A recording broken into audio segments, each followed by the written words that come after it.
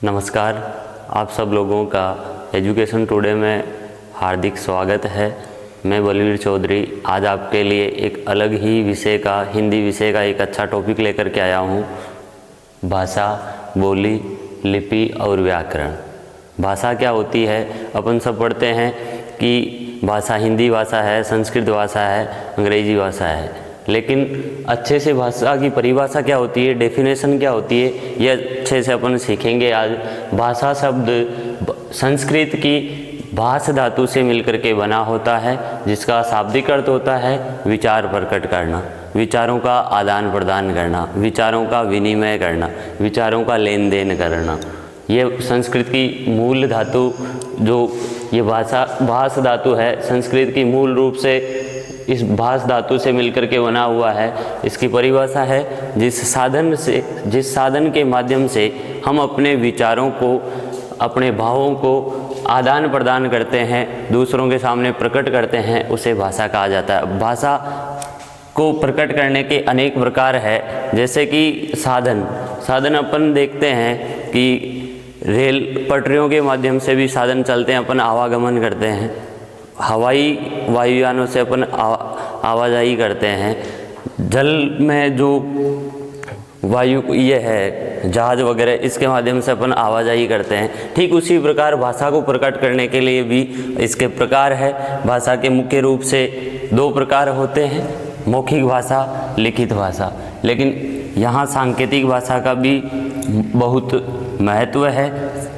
मौखिक भाषा, जब हम बोलकर अपने विचारों को दूसरों के सामने प्रकट करते हैं, उसे मौखिक भाषा कहा जाता है। जैसे कहानी सुनाना, अखबार पढ़ना, या नेता कोई भाषण दे रहे हैं तो उन्हें संबोधित करना इत्यादि।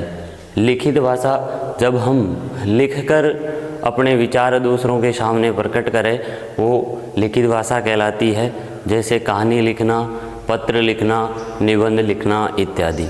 सांकेतिक भाषा, जिस साधन के माध्यम से हम अपने विचारों को संकेतों के माध्यम से प्रकट करते हैं, जब हम संकेत करके दूसरों को समझाते हैं, अपने विचार प्रकट करते हैं, उसे सांकेतिक भाषा कहा जाता है। सांकेतिक भाषा अपन विभिन्न रंगों के माध्यम से भी समझा सकते हैं। जैसे ट्रैफिक चौराहों पे लाल बत्ती के आधार पर जब लाल बत्ती होती है तो हम तुरंत वहाँ पे रुक जाते हैं। ठीक उसी टाइम अगर हरी बत्ती हो तब अपन आगे बढ़ जाते हैं। ठीक वैसे ही ध्वनि संकेतों के माध्यम से, जब हम विद्यालय में घंटी बजती है तब ध्वनि संकेत के माध्यम से अपन समझ जाते हैं छुट्टी हो जाती है। वैसे ही एम्बुलेंस अगर सड़क पे चल रही है तो उसका साइलेंस जो हॉर्न है वो बोलते हैं, अपन समझ जाते हैं। इसकी अलग ही ध्वनि होती है जिसके माध्यम से अपन अच्छे से समझ जाते हैं। और ख़ास तौर पे आंगिक संकेतों के माध्यम से, जब गूंगे बहरे होते हैं, वो बोल नहीं सकते, वो अपन सांकेतिक भाषा से अपने विचार प्रकट करते हैं। अब है मौखिक भाषा। इसकी इन तीनों की अपन परिभाषा देख लेते हैं अच्छे से। मौखिक भाषा, जब हम अपने विचार दूसरों के सामने बोल कर के प्रकट करते हैं या आदान प्रदान करते हैं, उसे मौखिक भाषा कहा जाता है। जैसे कहानियाँ सुनाना, अखबार पढ़ना इत्यादि। लिखित भाषा, जब हम लिखकर अपने विचारों को एक दूसरे के सामने प्रकट करते हैं, उसे लिखित भाषा कहा जाता है। जैसे पत्र लिखना, निबंध लिखना, कहानियाँ लिखना इत्यादि। सांकेतिक भाषा, जब हम संकेत करके अपने भाव विचारों को एक दूसरे के सामने प्रकट करते हैं, उसे सांकेतिक भाषा कहा जाता है। उदाहरण के माध्यम से, विभिन्न रंगों के माध्यम से, ध्वनि संकेतों के माध्यम से, आंगिक संकेतों के माध्यम से।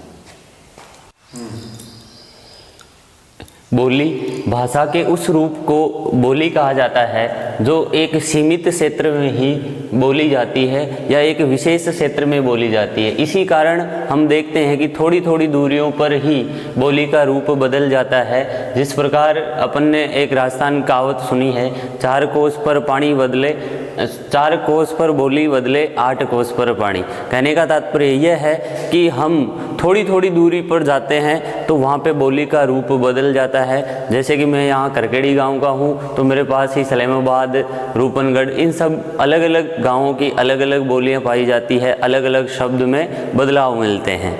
ठीक उसी प्रकार अब है लिपि। मौखिक ध्वनियों को हम लिख कर प्रकट करने के लिए, भाषा को हम मौखिक रूप से बोलते हैं लेकिन उसको लिखित में प्रकट करने के लिए एक चिन्ह निश्चित किए गए हैं, संकेत निश्चित किए गए हैं, जिन्हें हम लिपि कहा जाता है, जिन्हें हम लिपि कहते हैं। मौखिक ध्वनियों को लिख करके प्रकट करने के लिए निश्चित किए गए संकेतों को ही लिपि कहा जाता है। अब व्याकरण, विधन आकरण, इसमें यण स्वर संधि है। हम संधि का जब टॉपिक पढ़ेंगे अच्छे से यण स्वर संधि के बारे में पढ़ेंगे। शुद्धता और उच्चारण, व्याकरण हमें सिखाता है शुद्धता, भाषा को शुद्ध करने में या उच्चारण का शुद्धता प्रकट करने में। व्याकरण एक ऐसा शास्त्र है जो किसी भी भाषा को शुद्ध रूप लिखने और बोलने में हमें सहायक प्रदान करता है या उनके नियमों का ज्ञान कराता है। वह एक ऐसा शास्त्र है जो किसी भाषा के शुद्ध रूप को लिखने तथा बोलने के नियमों का ज्ञान कराता है। व्याकरण के 3 अंग होते हैं, वर्ण विचार, शब्द विचार, वाक्य विचार। वर्ण विचार ध्वनि की सबसे छोटी इकाई है, भाषा की सबसे छोटी इकाई है, जिसके अपन और अधिक टुकड़े नहीं कर सकते, जैसे क, ए। शब्द विचार, वर्णों के संयोग से वर्ण शब्द बनते हैं। 2 या 2 से अधिक वर्णों के सार्थक मेल को शब्द कहा जाता है। ठीक उसी प्रकार वाक्य विचार, 2 या 2 से अधिक शब्दों के सार्थक मेल को वाक्य कहा जाता है। ये छोटा सा एक टॉपिक था। धन्यवाद साथियों। मेरे चैनल को लाइक करना, कमेंट करना, शेयर करना।